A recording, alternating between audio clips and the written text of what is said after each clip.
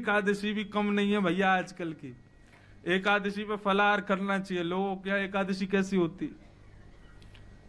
कई जगह तो इतने 56 प्रकार के आइटम बनाते हैं कि महाराज एकादशी से बढ़िया। अगर एकादशी रोज होने लग जाए तो आदमी का वैसे ही 10 किलो वजन बढ़ जाए। वो जितना पकवान एकादशी को खा रहे हैं उतना पकवान तो रोज नहीं पा रहे, इससे बढ़िया तो बाकी के दिन जा रहे हैं। हम व्रत किस भावना से करते हैं तब व्रत सार्थक माना जाता है। केवल देखा देखी व्रत करना है उससे कोई लाभ नहीं मिलने वाला है। हमारी भक्ति में, हमारे व्रत में, हमारे नियम में कभी जिद आई ही नहीं। कभी हमने जिद की ही नहीं ठाकुर जी से, तो ठाकुर जी भी उसको पूर्ण करेंगे ही क्यों?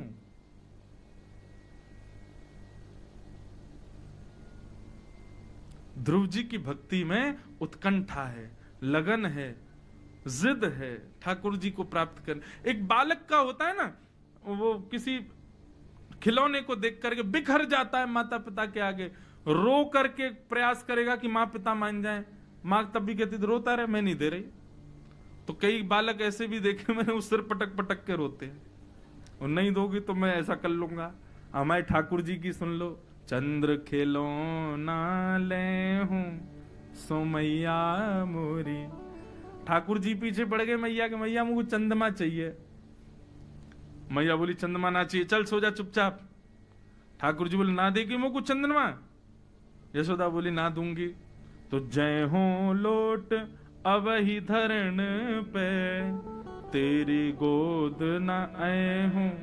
मैया तेने चंद्रमा नहीं दियो तो मैं अभी धरती पर लेट जाऊंगा, और लेट लेट करके तेने मेरो जितनो श्रृंगार कियो है, तेने ऐसी बढ़िया पत्रावली बनाई है, तेने पीतांबरी मुंह को उड़ाई है, इन सबन को धरती की धूल में बिगाड़ लूंगा मैं। मैया बोली जा बिगाड़ ले, वैसी कारो है, और जाके यह धरती पर लेटेगो, धूल मिट्टी लगा लेगो, और ना देखेगो कोई तो को।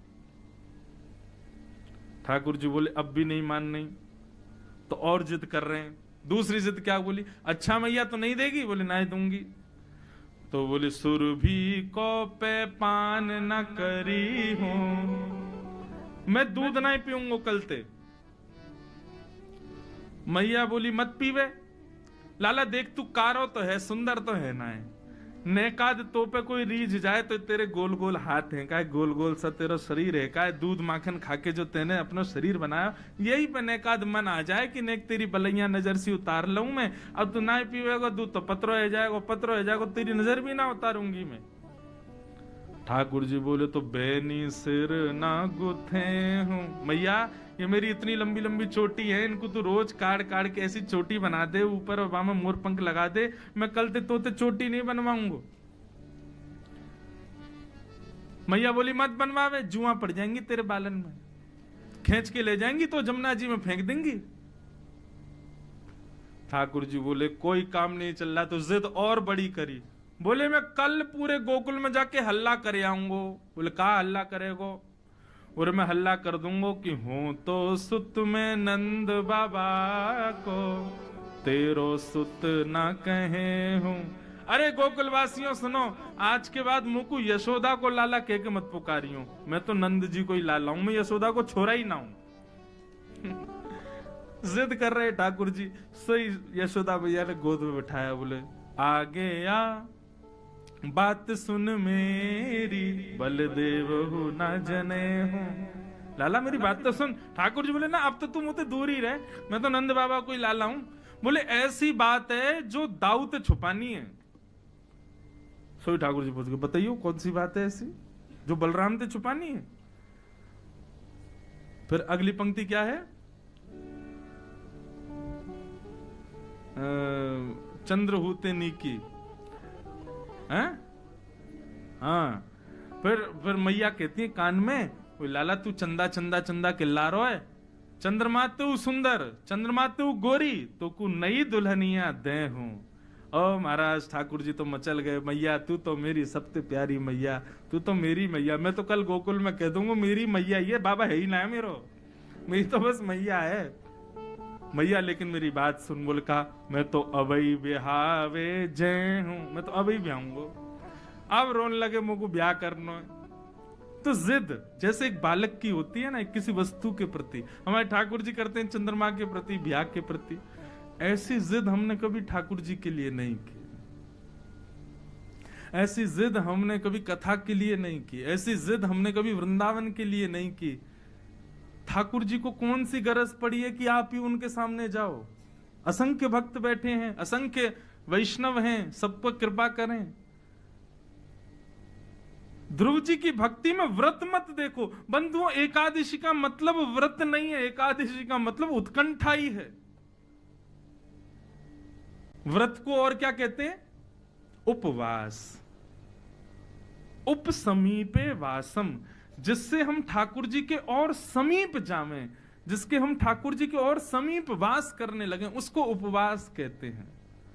अब उस पर अन्न त्याग करके हम अपने भाव को पुष्ट कर देते, लेकिन वास्तव में अन्न त्याग नहीं, जिद हो ठाकुर जी की प्राप्ति के लिए।